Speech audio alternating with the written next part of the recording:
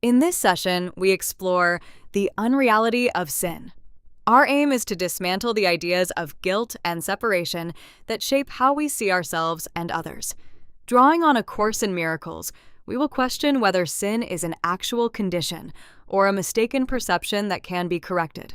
Here we see the ego's survival loop: separation, guilt, and sin. Separation is the origin, guilt is the emotional fallout, and sin becomes the fixed identity.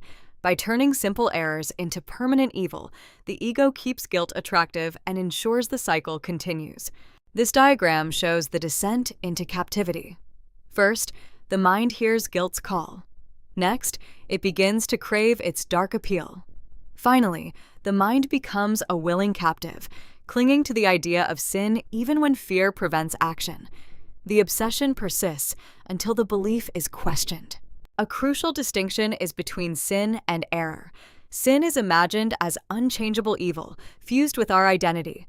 Error, by contrast, is a temporary mistake in perception. It does not define who we are. It simply calls for correction, not punishment or self-condemnation. This diagnostic table contrasts sin and error across 4 dimensions. Sin appears as uncorrectable, desirable to the ego, demanding vengeance, yet is ultimately an illusion. Error is a correctable mistake, inherently undesirable, calling for healing and existing only as a passing state of mind. The philosophical proof is stark. If sin is truly real, then either God is not real, or you are not real. Both cannot coexist. Whenever you feel tempted to believe in sin as a fixed reality, recall this logic. To affirm a loving creator and your true self, sin must be seen as unreal. This slide exposes the paradox of a warring creator. If sin were real, God must have created it, making him divided between good and evil. He would appear partly sane and partly insane, even empowering what could destroy him. A unified creator cannot logically be at war within himself. We now consider the true nature of creation. If creation is extension, the creator extends his own being.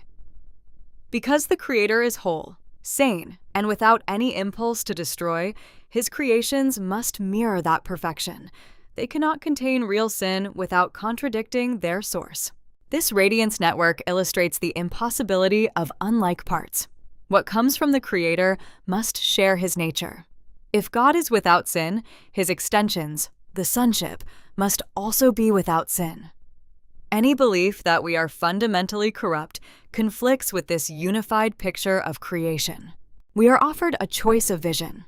Through the lens of sin, we see separation and threat, and we experience ourselves as isolated and fragile. Through the Redeemer's vision, we see others as ourselves, sharing the same innocence. This shift in perception dissolves fear and restores connection. The Great Erasure describes what happens when we release the concept of sin. First, the ego's addictive guilt cycle is broken. Second, the unity and sanity of the Creator are logically restored. Third, the perceived gap between you and your brother collapses, enabling genuine reconciliation. We close with a practical directive. Look to your Redeemer and see what he sees in everyone, only the truth. When you refuse to let sin define your vision, its illusion loses power. In corporate and personal relationships alike, this perspective opens the way to trust, respect, and healing.